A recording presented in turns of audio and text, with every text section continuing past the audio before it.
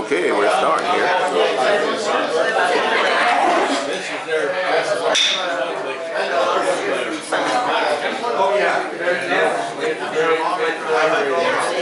what I said. That's what I said. We're the ones that need to go.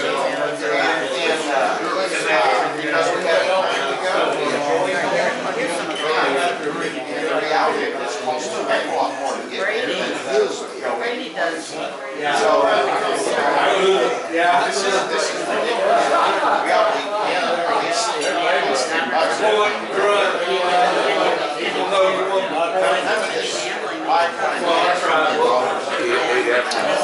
Well, howdy friends and neighbors.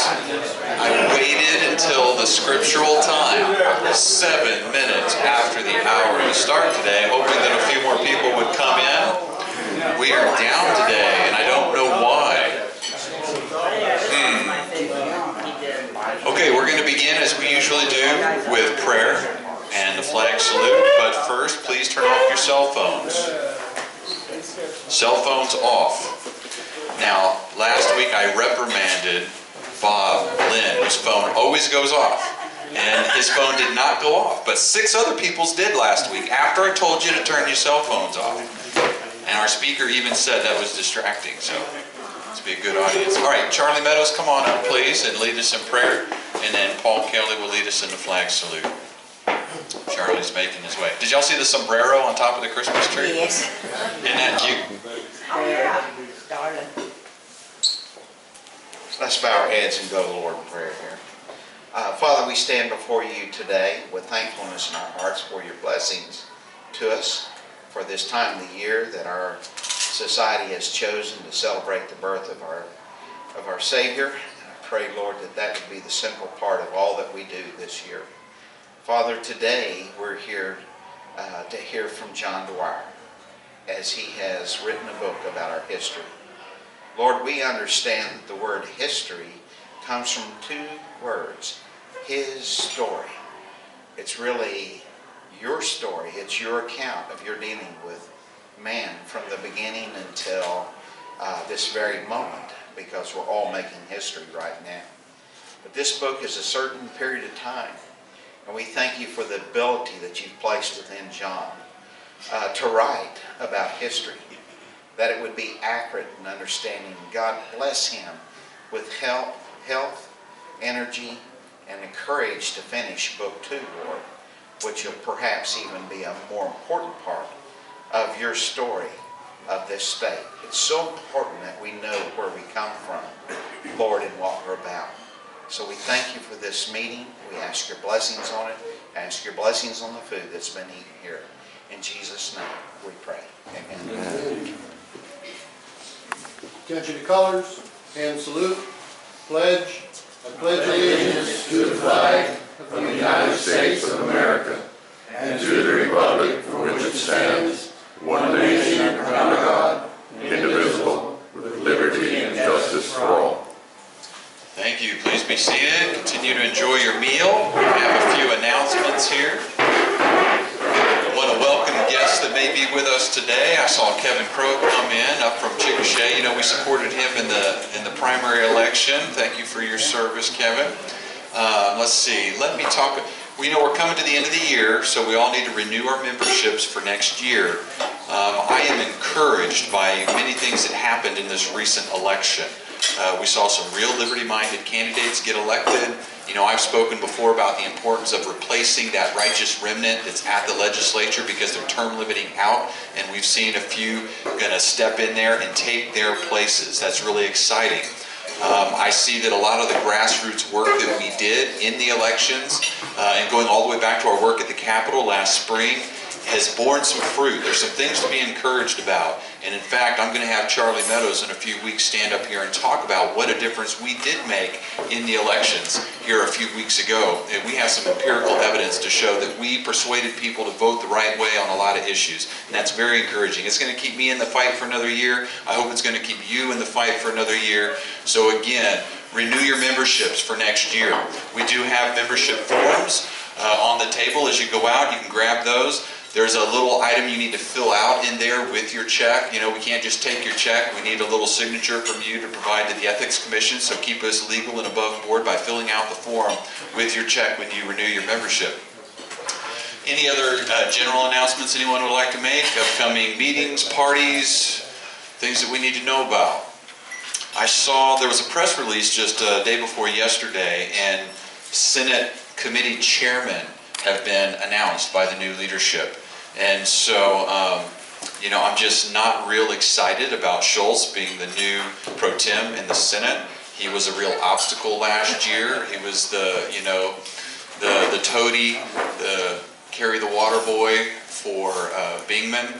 And it looks like he's going to do much of the same kind of stuff. And I was extremely disappointed to see that the new chairman of the Health and Human Services Committee is going to be none other than Dr. Yin, the guy who wants to force us to vaccinate our children. And in a committee hearing, on the record last year, I was in the room, I heard him say, "I will come for your religious liberties." He had the lowest score on the conservative index in the entire Senate. And to make him the chairman is a slap in the face to principles of good government and to true Republicans and conservatives everywhere. Charlie. In that vote in the committee last year, when his bill to take our liberties away was voted down, it was voted down, if I remember, 7-6. Yeah, his bill was defeated in the committee, and then they moved it. That was the Education Committee. They had a bill on vaccination in the Education Committee because he couldn't get it heard in the Health and Human Services Committee, and it was soundly defeated. But what was interesting is it was voted down 7-6. Oh no, 7-6. It was a close vote. Yeah, of the 6 that voted with Yin, 5 of them term limited. Of the 7 that voted against him, only 1 of them term limited. Right. So those who are opposed to Yin are still there to fight again. But what's frustrating to me is the short memory span of the voter. And so in a couple of more years when he's finally up for re-election, is anyone going to remember that he got every vote wrong for 2 years and that he tried to take our liberties away? He might magically become this wonderful golden conservative boy again when he's up for re-election. But let's make sure we find a good person in that district to run against him and remind the voters just exactly what all he's done. So there's other hair-raising events in the news, and I feel overwhelmed by it all as it comes in. And it's just a whole lot easier to love your family and live your life, and if something really important happens, you'll find out about it. And I'll just pick and choose things to throw at you so you don't get overwhelmed, and we'll talk about them week by week. But you know, that's a big enough pull your hair out thing for me to get upset about this week. Now I'm going to go back and I might write about that this weekend, but the rest of the time I'm going to think about Christmas and give thanks to God that no one is yet strapping us down to a gurney and injecting us with anything. But you know, that has happened in our history.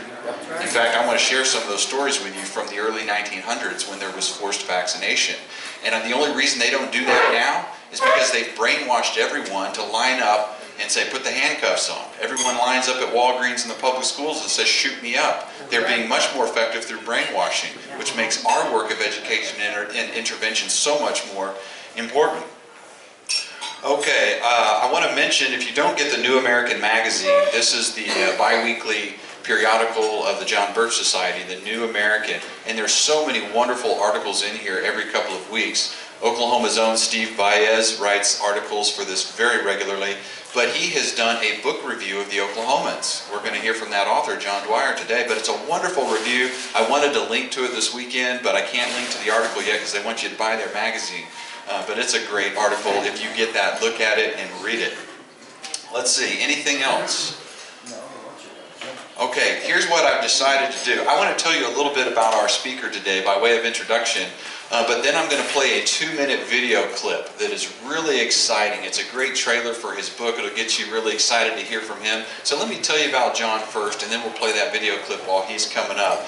You know, his grandfather really settled in Oklahoma from Ireland in 1909, right. So just after statehood is when their family really started putting down roots here in the state. He began his career in journalism back when he was in high school and even had a job at the Duncan Banner. He was the youngest sports editor in that paper's history, and that really began a love affair with journalism for John. And then he went to OU and he got his degree in journalism from OU. Later, he developed more of his skills by getting on the radio and doing play-by-play. He was the sports directors for OU's FM station, got to call a lot of exciting games in his time there. And then he went down across the border to a whole other country to get his biblical studies degree from Dallas Theological Seminary. That was in '86. And during that time, he also met his wife, Grace, and they married in 1988. In the spring of 1992, John and Grace started their own newspaper in the Dallas-Fort Worth area. It was called the Heritage Newspaper, and they grew this thing to a circulation of 50,000 copies per month, which is amazing. Of course, he was able to sell that. But what was really special about that paper is they did a lot of innovative things at that time, including full-color photographs and graphics, and every investigative and journalistic report they did was from a Christian worldview. So it was a very unique paper at that time. Then in 2006, they came back here to Oklahoma to tackle this colossal work, this project of writing the history of Oklahoma. And that's what we're going to hear about today, is about Volume 1 of the Oklahomans that starts with ancient times and comes up through statehood. The second volume that he's working on right now should be out maybe this time in 2018, about the time we are celebrating or whatever a new governor in Oklahoma. Won't that be fun? So he's now in his 11th year as a professor of history and ethics at Southern Nazarene over here in Bethany. He's written other books that you may have heard of. One of them is The War Between the States, America's Uncivil War. He's written a novel, When the Bluebonnets Come, and he's got two historical novels, one called Stonewall and the other one, Robert E. Lee.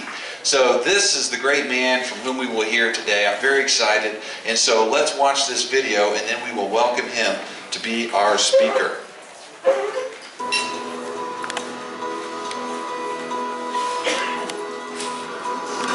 It was always the land of a second chance. When the first immigrants came from Asia thousands of years ago, when Coronado and the conquistadors searched for the 7 cities of gold, when the Americans compassed at Fort Thomas Jefferson as part of the Louisiana Purchase, the Santa Fe Trail, the California Road. When the 5 great Indian republics walked their trails of tears.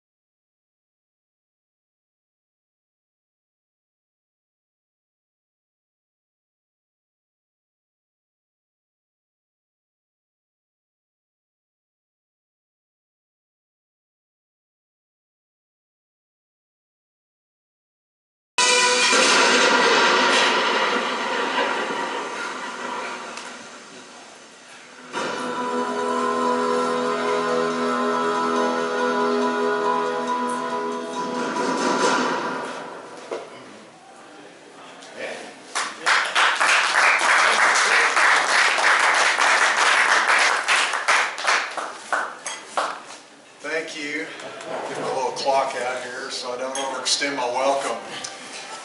Well, it is an honor to be here. Some of you all may remember I've spoken here in the past. It has been quite a while. It was back in the Charlie Meadows days at the lavish Chinese location. So you guys have really come up in the world. So what to do, what to say in a time and place where institutions of supposed higher learning now provide, what is it, crying rooms and safe spaces? Blankets and hot chocolate. Blankets and hot chocolate, yes. Where people can't believe they actually lost an election because it's the first election of their life that their person didn't win. So they're going out and getting counseling and therapy to get over the grievous tragedy of their person, their wonderful statesman-like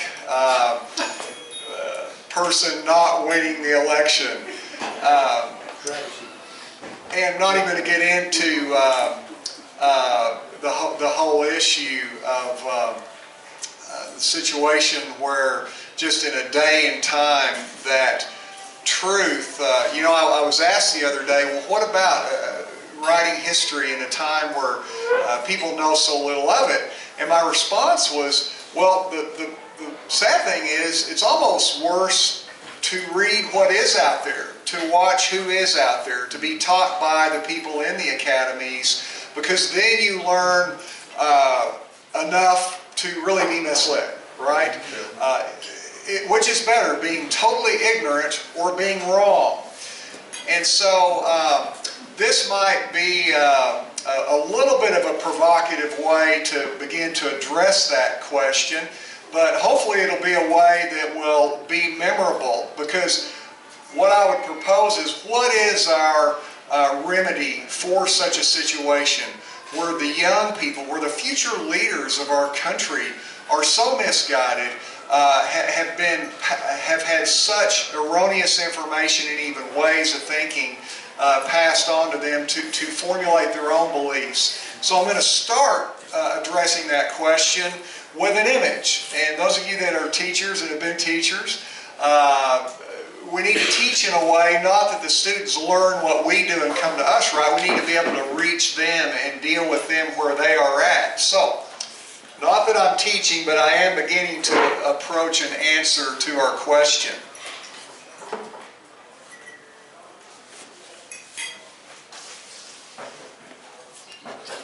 Is that provocative enough in a gathering of Oklahomans?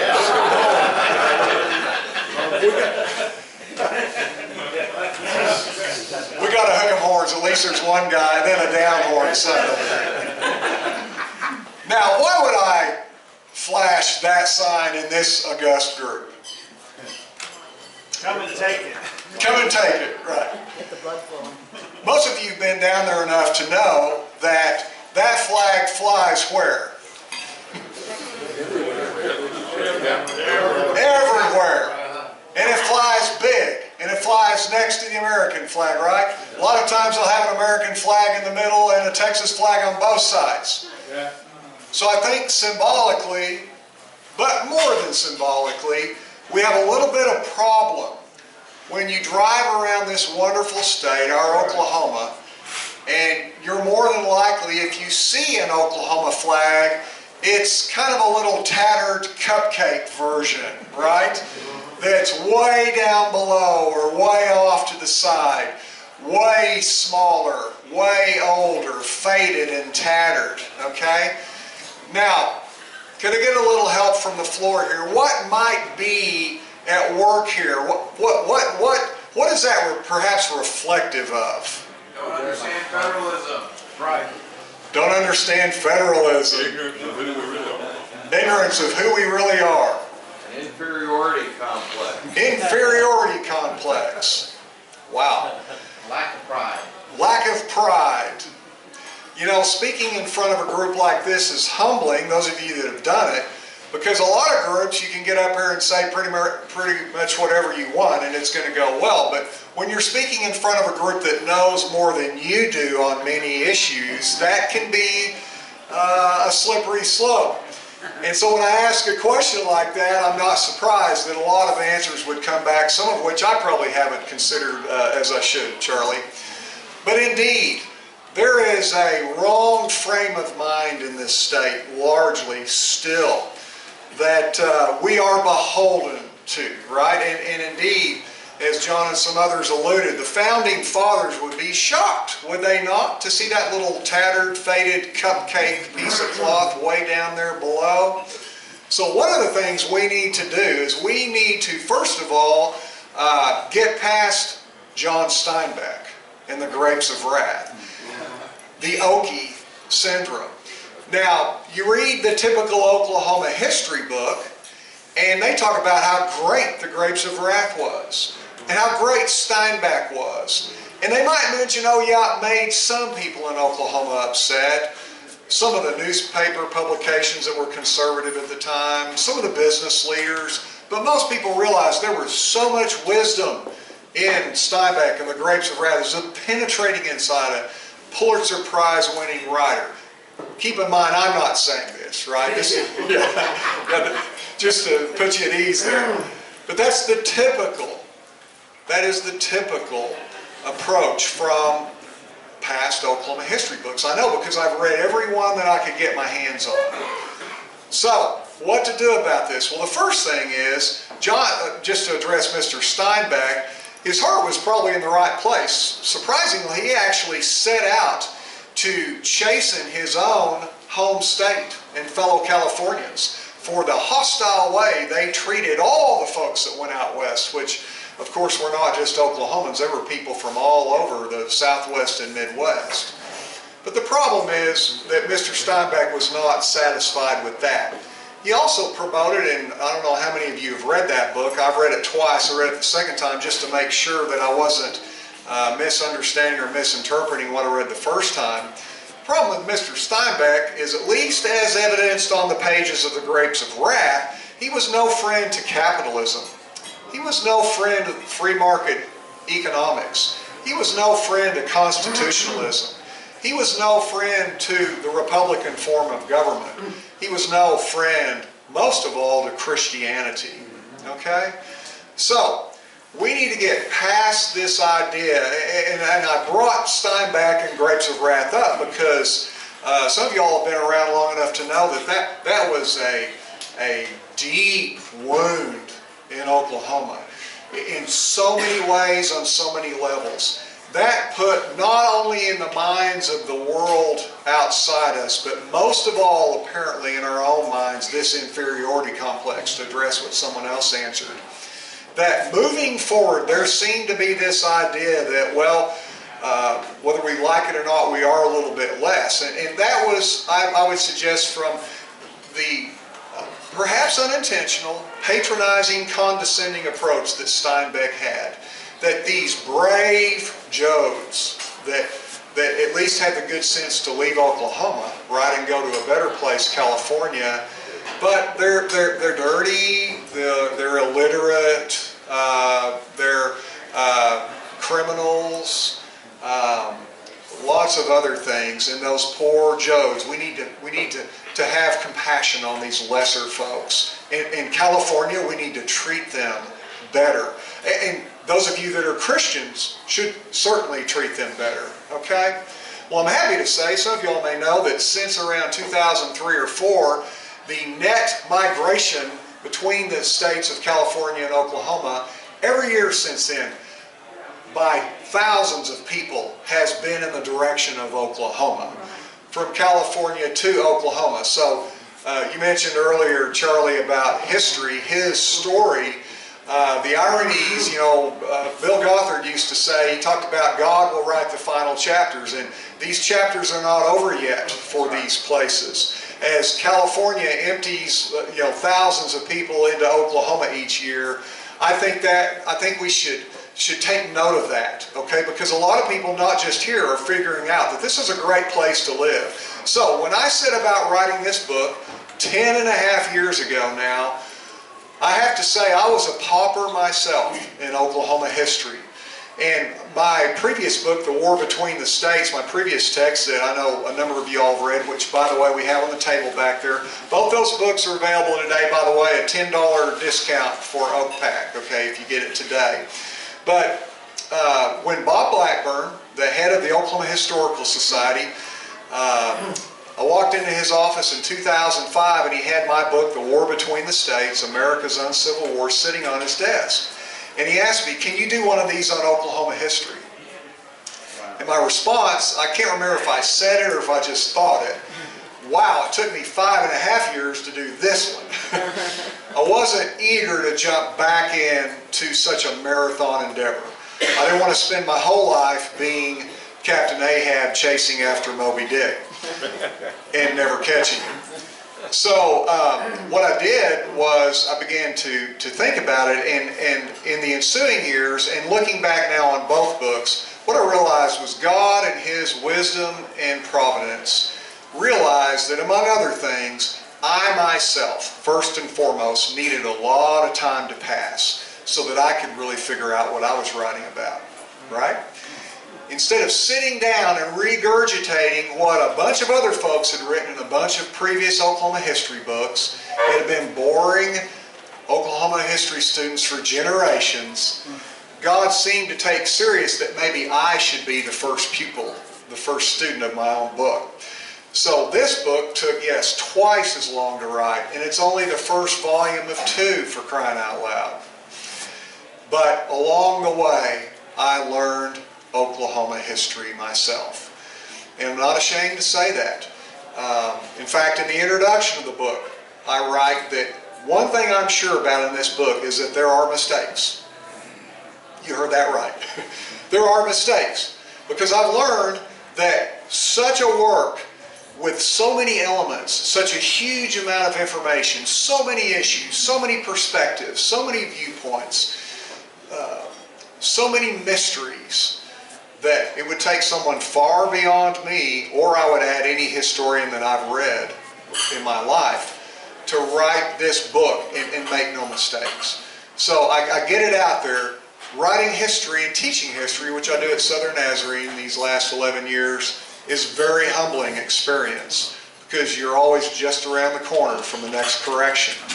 And those of you that do and are interested in writing history, I encourage you to stay involved in the classroom. Okay, keep teaching. I cannot tell you the number of times that in my Oklahoma history course, which is one of the history classes I teach at SNU, that a student that supposedly knows nothing about Oklahoma history will throw a question out there or give an insight or a perspective that I never considered. I never even thought about it. And it used to be I would act like, oh, well, okay, you know, and act like I already knew it or not make much. But now I say, wow, thanks, you know, because, hey, they probably figured out already I didn't know it, right? So, and I have been beaten down through the years into humility as a history teacher and writer.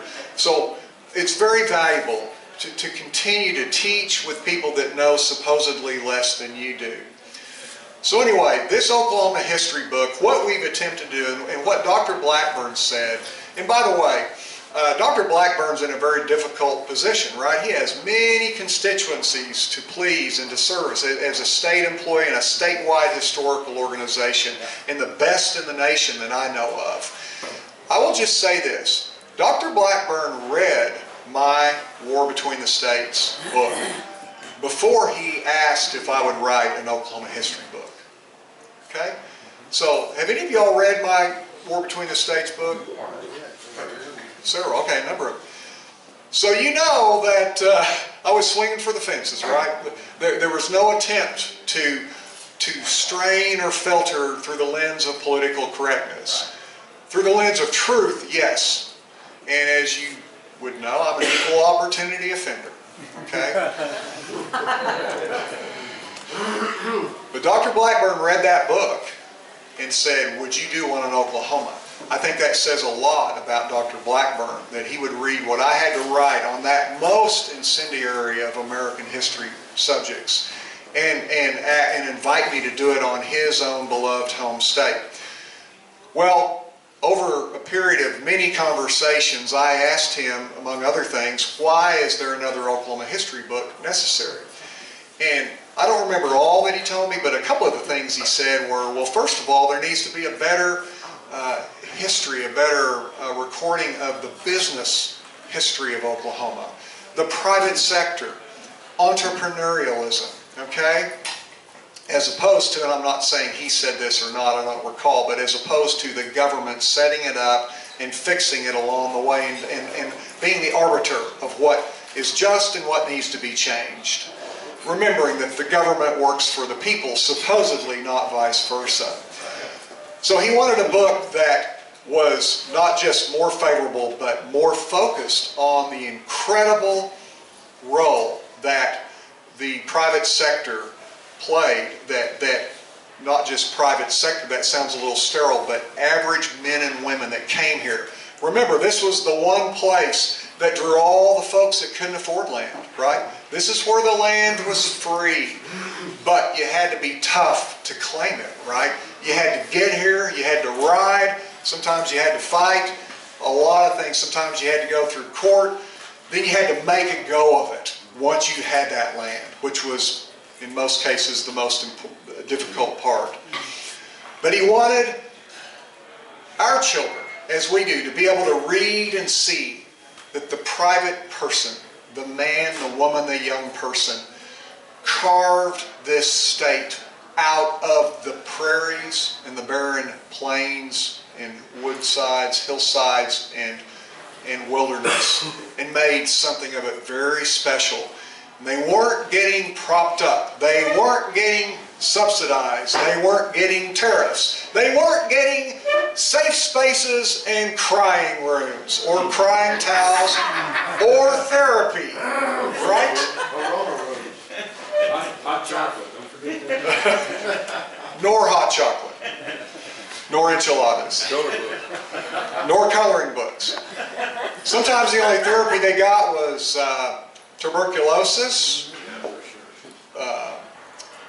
freezing to death, burning up, an arrow, a bullet.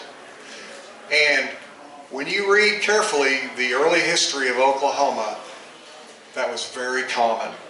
It gets lost, it gets sanitized. And one thing, Dr. Blackburn, I was so pleased when the book came out and he read it. He said, "I'm so thankful you did not whitewash our history." Now, I thought that was a rather remarkable statement from the head of the State Historical Society. He wanted a truthful account. Well, he also, way back when, wanted a book that focused and did a better job of telling the modern history of Oklahoma. And those of you that have read the previous ones, you may have noticed that a lot of times they start out pretty well. They chronologically tell the story, but it gets to in the last 75 years or so, and funny things happen. The books just end, or they break in, they go from being chronological to topical, right? It goes from here's what happened in this decade to, well, here's Oklahoma arts, and here's Oklahoma government, and here's Oklahoma sports. And it took me quite a while in reading those books to come to the conclusion that the people that wrote those books were typically hired by New York textbook publishers, enormous, colossal corporations. They were hired for a fee to produce a book that would meet all the public school standards so they could get up front a contract with all the public schools and guarantee them X number of copies printed. Whereas, by the way, the Dwyers have a guarantee of 0 copies printed, or actually several printed but 0 bought, okay? They wanted a guarantee of X number purchased to be able to bankroll a large endeavor like that. So, who's on those approval committees, right? Who has the say-so? Okay, we are going to pass this textbook, or we are going to give that the thumbs up for this state. Well, is it conceivable that it might be some of the people, at least, that are involved in modern Oklahoma history? Furthermore, is it possible that they might be particular how they're presented on those pages, right? Charlie Meadows is probably not going to be fired up to approve a book that talks about what a corrupt administration he had as governor of Oklahoma. I'm picking Was that a wild dream? Yeah, wild dream indeed. It would be so much better than so many we've had. So, I realized it was going to be important. And one other illustration of that, one of the recent Oklahoma history books, I noticed that it was about almost 500 pages, and only 75 pages took place from World War II to the present. About 20% of the book. Now, I don't know about you, but even living through it, especially living through it, some of our most colorful history has happened in that time period, right? I mean, yeah, there were land runs and oil booms and the war between the states and Plains-Indian Wars and settlement and all in earlier times, but my goodness, World War II, more oil booms, oil busts, right?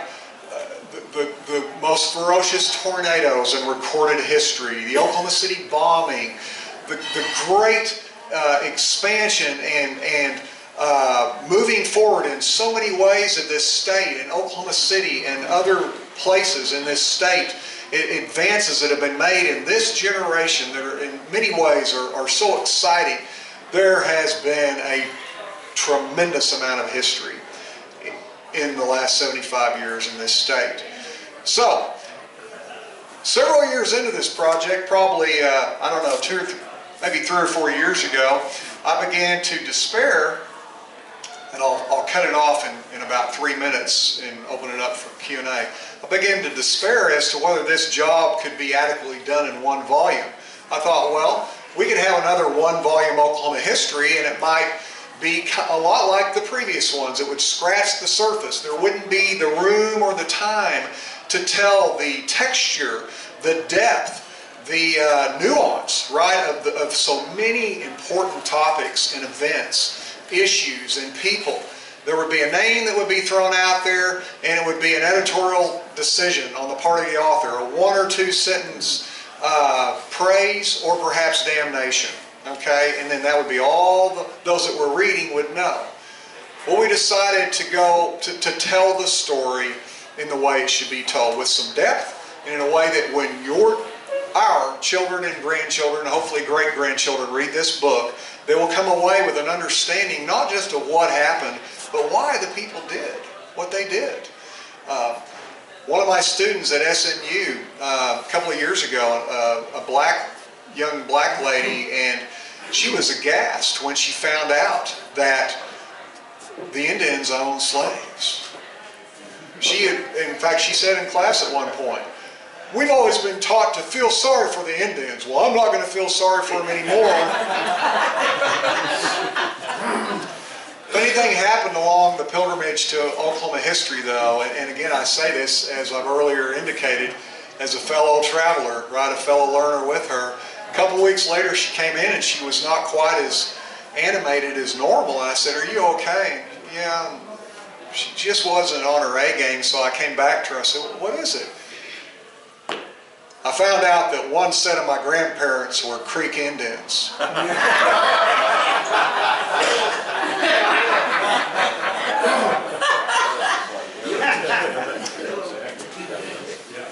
What a teachable moment, amen? Ancestry.com. Yeah, Ancestry.com.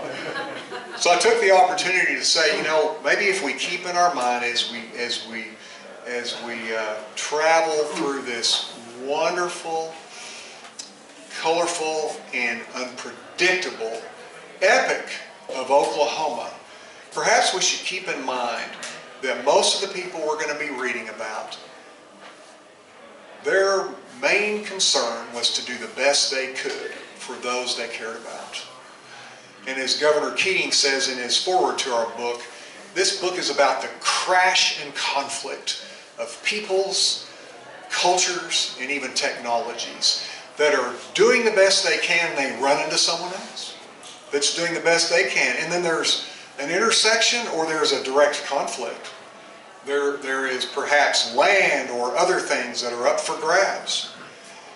And we were able to talk through how, and by the end of the course, I'm happy to say, she was just as loving and reverent of her black ancestors and her Creek Indians, because she understood that both were doing the best they could for their people. And apparently, some of them really liked each other, right? Because they really got together. And they wound up having her eventually. So anyway,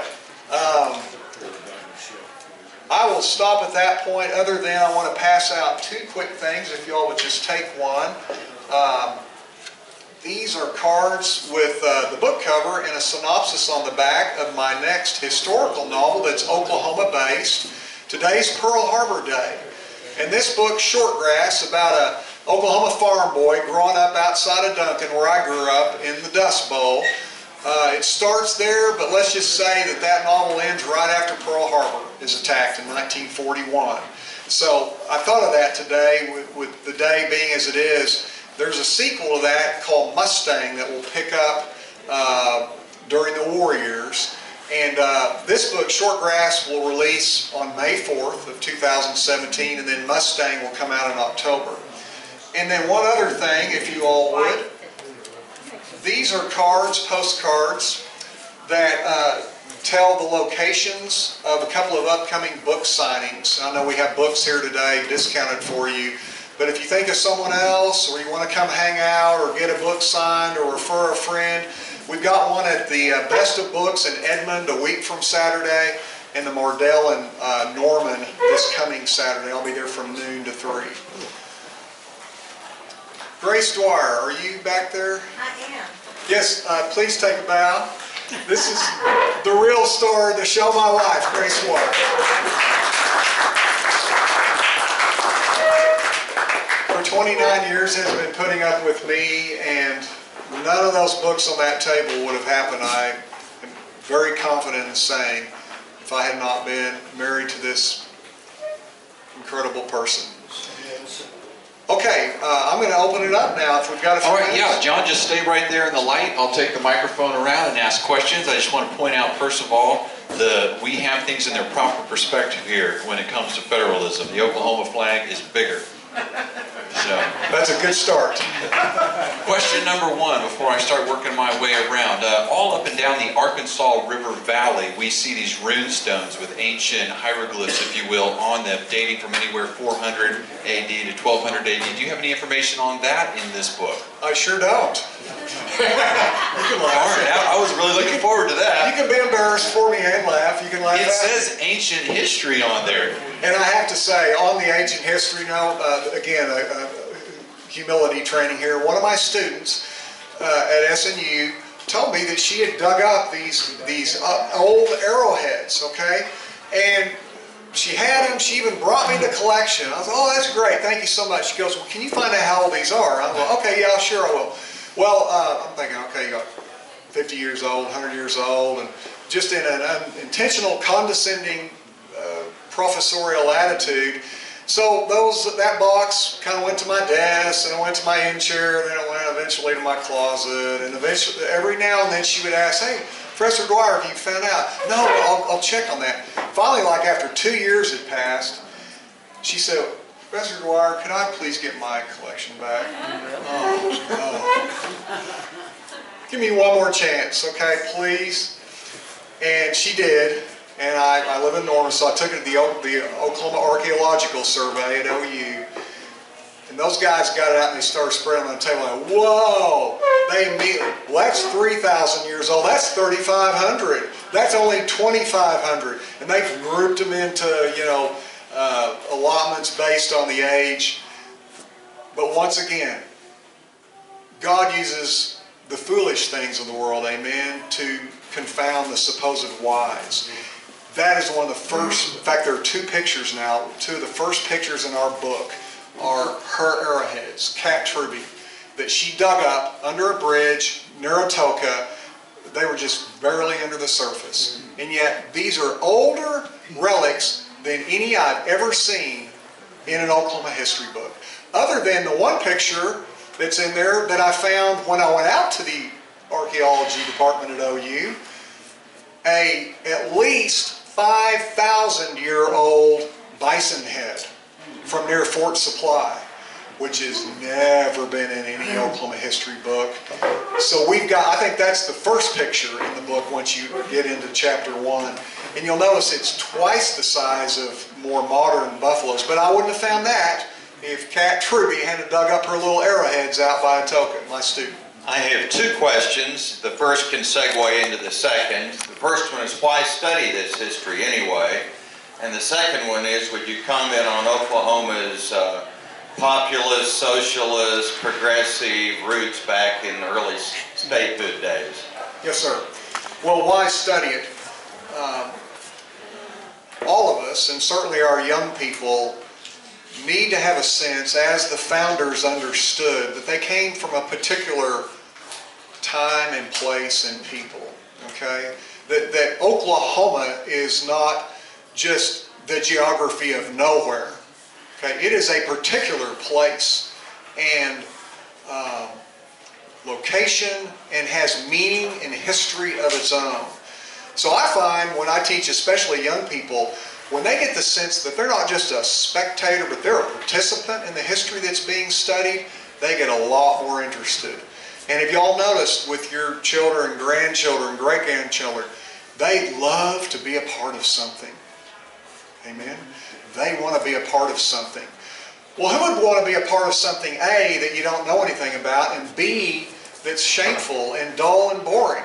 One of our best coaches was one of our worst teachers that taught us Oklahoma history when I was in 9th grade. I mean, it was an awful course. We had an old book with no pictures. I had no interest. I had no more interest in the course than he did. Okay, and he's one of my favorite coaches. Then the second question was About the Socialist beginnings of our state. progressive. that's probably That applies to today, yes. being the red states. I am confident in saying there has not been an Oklahoma history book prior to this one, a comprehensive survey of the state, that has dealt so granularly with the prevailing ideologies of that day, populism, progressivism, the effect they were having on the entire Western world, that they had on England, that they had on America, that they had specifically had on Oklahoma. I heard a person I respect one time put it like this: liberalism, as in classical economic 19th century liberalism, was originally truly about freedom. It was, you guys could probably, numerous of you, define it better than I could, but the sense is, what's that? Liberal with your freedom. Yes, you're liberal with your freedom. Personal rights, individual liberty and responsibility, a minimum of government intervention. People were treated like adults and expected to act like adults. When they didn't, as Madison warned, I believe it was he who said, men who will not govern themselves, God will put a tyrant over them to govern them. So with the passing of days, eventually in England, in America and elsewhere, it was decided that the government needed to step in and fix things. The government needed to make things liberal. The government needed to provide freedom and opportunity. So that's why we have a much different understanding of liberalism today than the founders and others, going back to Locke, Montesquieu and others, originally did, Adam Smith. So we deal with that in detail. We talk about the impact it had on the Oklahoma Constitution. We don't just talk about, oh, our founding fathers, what a great job they did. No, we point out where they took up for people that apparently they did need to take up for because others weren't, such as miners who were working 16 hours a day. Then the mine would blow up and all the company would do is bring in more miners and make no changes. Or little children that were working 10 to 12-hour days in a variety of employments. So there were things that Constitution said about doing that were good. But there were also things, and we're not bashful to say, that the state government got in there and micromanaged. I mean, they told you what the temperature needed to be before a kerosene lamp would light. I should also add, though, that part of this was a reaction to the carpetbaggers, right? And those of you that read my War Between the States book probably know where I'm coming from on that, hopefully a truthful place. But the government in Washington, at the time, the Republican government, Oklahoma was majority, by the time of statehood, Democrats, mostly Southern. Again, both parties were far different from what they are today, especially the Democratic Party. They were much more conservative. They were more the conservative party in most areas, social issues and so forth. And so these conservative, largely Southern Democrats did not like the corporatists, the heavy protectionist tariff, the mercantilists coming in and riding roughshod, appointing territorial governors who never even moved here to rule over them. The same with justices and territorial legislators. So there was a sense in which, as in all times and eras, as we saw this past year, no particular historical event is totally apples to apples with another one. We can draw principles, right? We can draw patterns sometimes, but every situation has its own DNA. And in that day and time, they were ready to throw the rascals, and even those who weren't the rascals, the heck out of here, back to Washington and New York. So they voted the Republicans out. That was a big part of it as well. John, just 3 thoughts, and you can comment on them if you want. Number one, I'm wondering if you had the heart to tell the young black student that even blacks owned slaves also throughout the South. Point 2, I'm so big on federalism and states' rights, knowing that the central or federal government is created by the states, not the other way around. I actually fly my Oklahoma flag above my American flag. No disrespect intended for the American flag. And the final point is my grandfather on my mother's side was born on Christmas Day of 1900 in a half-sod dugout, Ouachita County. And he made the trip to California twice. Had the good sense to come back both times. I made the trip to California in 1968, had the good sense to come back in 73, and I realized in all 3 of those situations, the IQ of both states was improved with all of those trips. Charlie has no opinions whatsoever.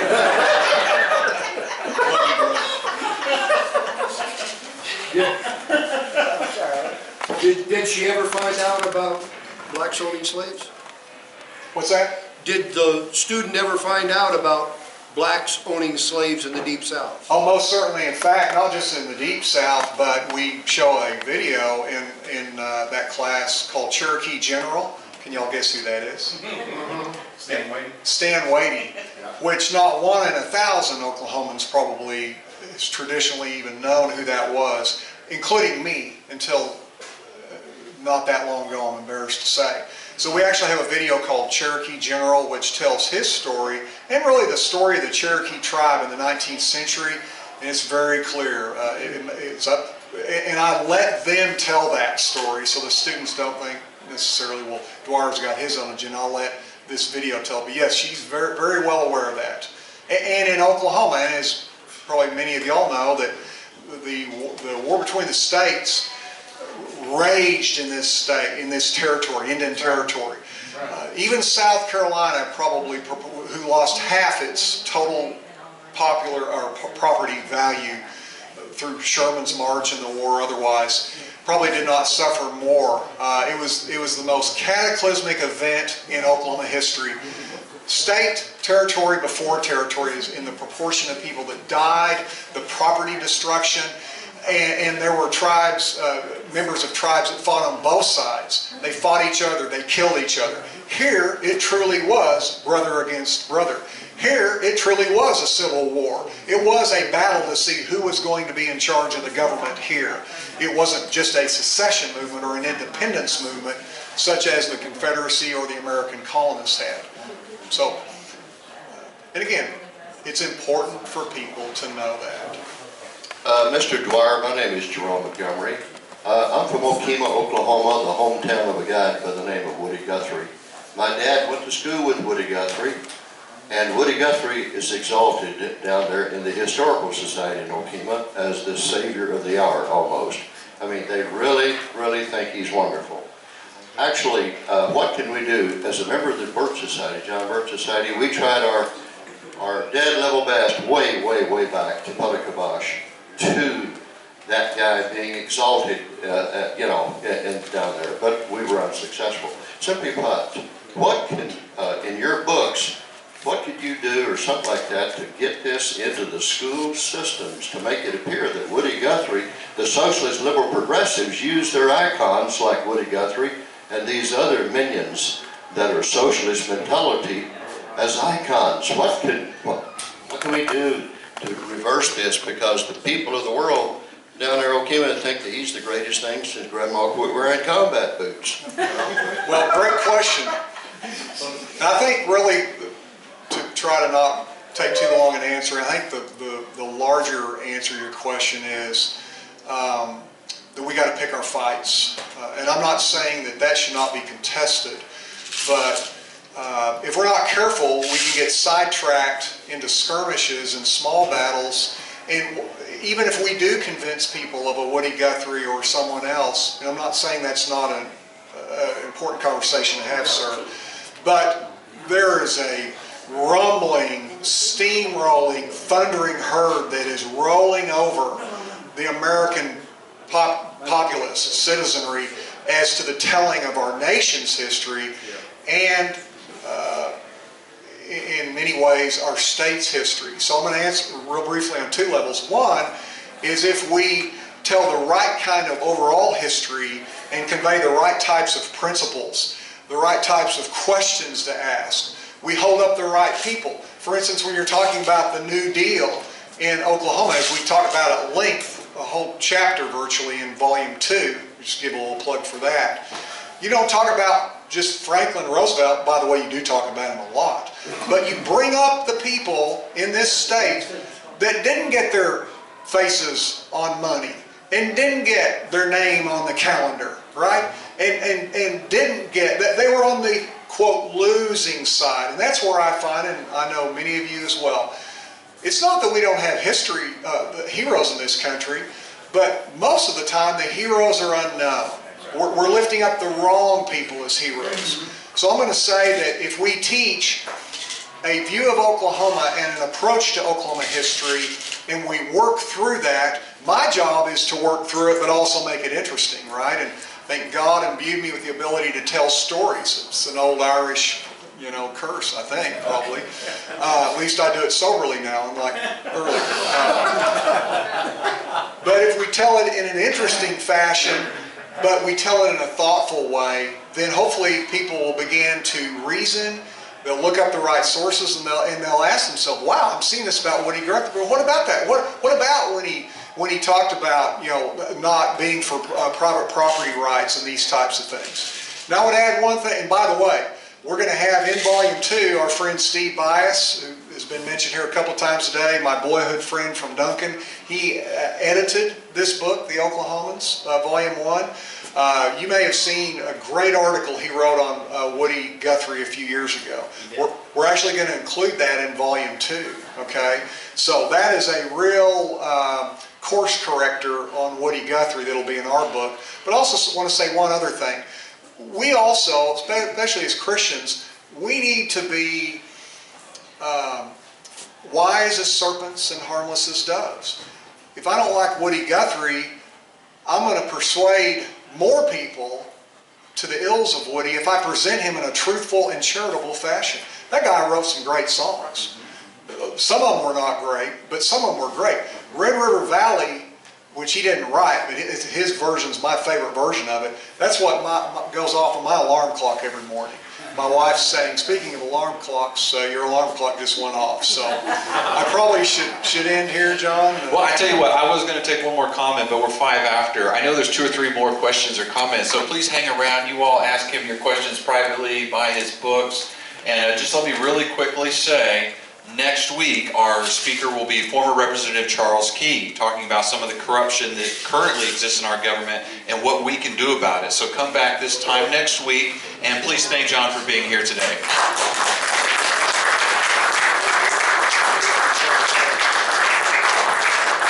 And by the way, Steve Bias wrote a full 2-page book review in the recent New American of our book.